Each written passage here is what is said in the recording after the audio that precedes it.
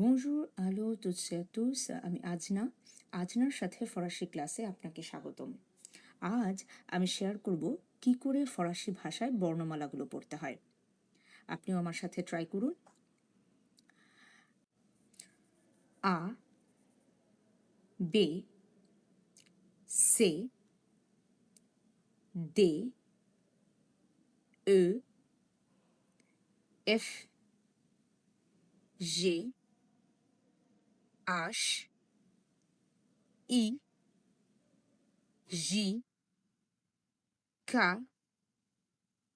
এল, M, N, ও,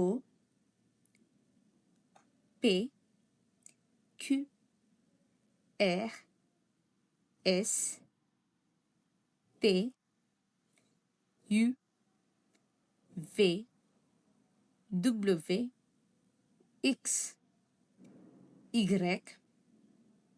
Z।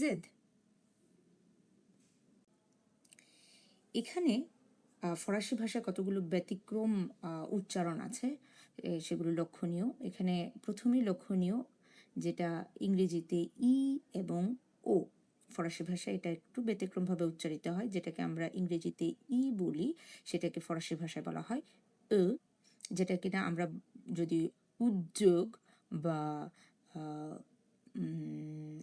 ও এর জফলা দিয়ে যদি উচ্চারণ করি তাহলে যেরকম উচ্চারণ হয় সেটা একটু জোর দিয়ে, হ্যাঁ, ঠোঁটের দুই কোণায় প্রেসার দিয়ে উচ্চারণ করতে হয়, যার ফলে ঠোঁটের আকৃতিটা অনেকটা চতুর্ভুজের মতো হয়ে যাবে এবং ও উচ্চারণটা হবে।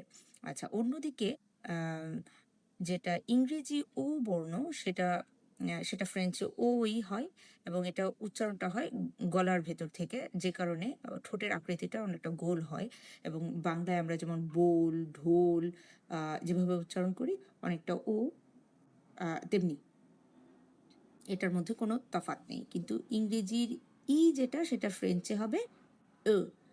ওকে, এবার পরবর্তী বর্ণ হচ্ছে আই।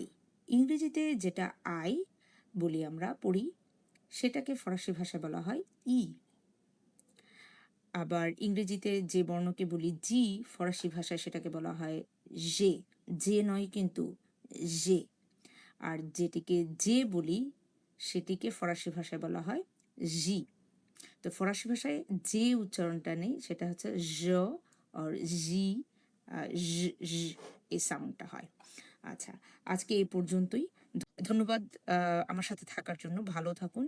আর যদি প্রথমবার আমার চ্যানেল দেখে থাকেন, আমার নতুন ক্লাসের ভিডিও পেতে রিং বাটন চাপতে ভুলবেন না এবং সাবস্ক্রাইব করতে ভুলবেন না। Au revoir.